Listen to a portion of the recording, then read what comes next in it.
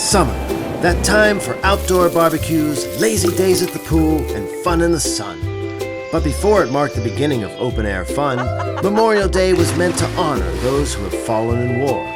Like all other things, it has a history that is rooted in a rich and honorable tradition of recognizing those who made the ultimate sacrifice for their country. Because of the time of year it falls, it is often associated with the beginning of summertime and outdoor activities. It's easy to lose track of its stated intent when so many distractions are in front of us. So while your brisket is in the smoker, let's dive into the history and background of this annual event to remember those who have given it all. Memorial Day, observed the last Monday in May, was originally called Decoration Day. It's a day of remembrance for those who died in service of the United States of America. The holiday was born out of the ashes of the Civil War, which ended in 1865 as a desire to honor our dead. Families were already decorating the grave sites of their loved ones in the North and the South, so it just made sense to try to formalize it. On May 5, 1868, General John Logan, the national commander of the Grand Army of the Republic, an organization of Union veterans, officially proclaimed it in his General Order No. 11. In the order, it stated, "The 30th of May, 1868 is designated for the purpose of strewing with flowers or otherwise decorating the graves of comrades who died in defense of their country during the late rebellion and whose bodies now lie in almost every city, village, and hamlet churchyard in the land." Since the day wasn't the anniversary of any specific battle, the general called it Decoration Day.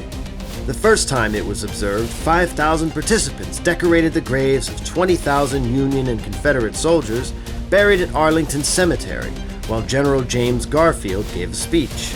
New York was the first state to officially recognize the holiday in 1873. The observance of Decoration Day, including its ceremonies in most major cities, spread throughout the country. These events typically featured parades, speeches, and other events meant to honor those who passed away during the Civil War.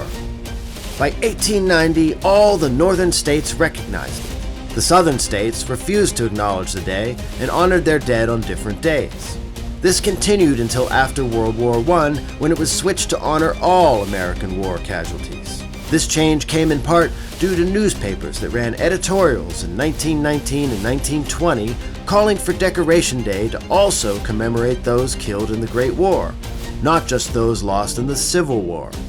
As the holiday grew in popularity, there were disputes over who started it officially, and over 24 towns and cities claimed to be the birthplace of the observance. To settle everything, in May 1966, President Lyndon B. Johnson officially declared Waterloo, New York, the birthplace of Memorial Day.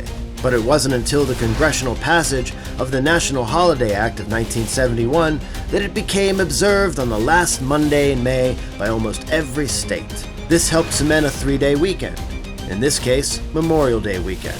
Several southern states still have additional separate days for honoring the Confederate war dead. Some people wear or display red poppies on Memorial Day in addition to flying their flag.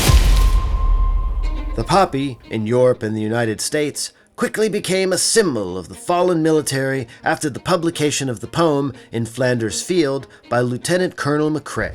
In Flanders fields the poppies blow, between the crosses row on row, that mark our place, and in the sky, the larks still bravely singing, fly, scarce heard amid the guns below. We are the dead, short days ago, we lived, felt dawn, saw sunset glow, loved and were loved, and now we lie in Flanders fields. Take up our quarrel with the foe, to you from falling hands we throw. The torch be yours to hold it high, if ye break faith with us who die. We shall not sleep, though poppies grow. In Flanders Fields, the opening line refers directly to the experience that Canadian surgeon and officer Lieutenant Colonel McCrae had. As he walked among the crosses laid out to mark the grave sites of so many who died for their countries, he saw poppies amidst it all. Poppies are a resilient flower, and they can also lay dormant for many years in the soil, only to reappear in great numbers, covering fields which have been bare for years previously. Lieutenant Colonel McCrae saw the heroes who appeared in great numbers to come to fight together against oppression and tyranny during the Great War, and who would then lie dormant until their call was heard again. It was a perfect metaphor. In 1918, American Moina Michael wrote another poem that was a tribute to Lieutenant Colonel McCrae's accounting of the death on Flanders Field. We cherish too the poppy red that grows on the fields where valor led. It seems to signal to the skies that blood of heroes never dies. Her poem, together with the promotion of using the poppy as the official symbol for the remembrance of the fallen, created what is now an iconic multi-country symbol used to remember and raise funds for those affected by war. Poppies, due to Moina Michael's enthusiasm, became the symbol of the American Legion, and funds were, and still are, used to help support the needs of disabled veterans. Each year, the President of the United States speaks during a ceremony at the amphitheater in Arlington National Cemetery. A wreath is laid at the Tomb of the Unknowns. Arlington also hosts Flowers of Remembrance Day, where visitors can come and place a flower at the tombstone of service members and listen to historians discuss the holiday. Other military and government organizations also have services and events, such as the National Army Museum.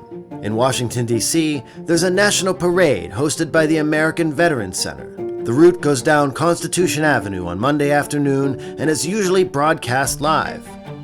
Nearby at the Vietnam Veterans Memorial, there is a wreath-laying ceremony, as well as the Korean War Veterans Memorial. A National Memorial Day concert, often set in the evening of the Sunday before, is live-streamed. And of course, there's the Rolling to Remember motorcycle ride on the Sunday before Memorial Day.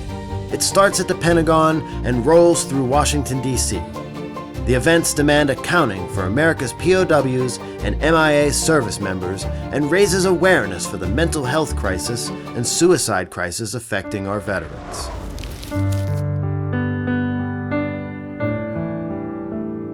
Beyond the Washington, D.C. area, Memorial Day is observed in thousands of cities and towns throughout the nation every year. These events include speakers, flyovers, wreath presentations, color guards, musical performances, including the playing of taps, flags-in ceremonies, and more. Flags are flown at half-staff at some municipal buildings, and wreaths and bouquets can often be seen at private residences. In the year 2000, a resolution was passed called the National Moment of Remembrance. It asks all Americans that on Memorial Day at 3 p.m. local time that they voluntarily and informally observe in their own way a moment of remembrance and respect, pausing from whatever they are doing for a moment of silence or listening to taps. The time was chosen because it's the time most Americans are enjoying time off for the holiday. The idea was born in 1996 when children were touring Lafayette Park in D.C. and were asked what the day means.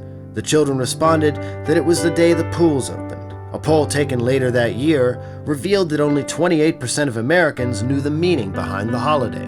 Congress responded by establishing the Commission on Remembrance to promote the values of Memorial Day by acts of remembrance throughout the year. The moment was a result of that commission. During the moment, all MLB games halt, Amtrak sounds their whistles, and hundreds of other participants join in as well, such as NASCAR, Greyhound, port authorities, and churches. No matter your feelings on the wars and conflict the U.S. has been involved in, many Americans lost their lives. We lost 25,000 in the War for Independence, 655,000 during the Civil War, almost 117,000 in World War I, 405,000 in World War II, 37,000 in the Korean War, 58,000 in the Vietnam War, 5,000 in the Iraq War, and 2,000 in Afghanistan. It behooves us as a nation to give that amount of lost life a moment of our time. Memorial Day has become a tradition in American culture. Although it does represent the beginning of summer months and the events and good times that we have during that time, we should never forget what the day really means. It's important to remember those who have given their lives so that we might enjoy freedom in those summer months. A resounding thank you is in order, or more appropriately, remembrance.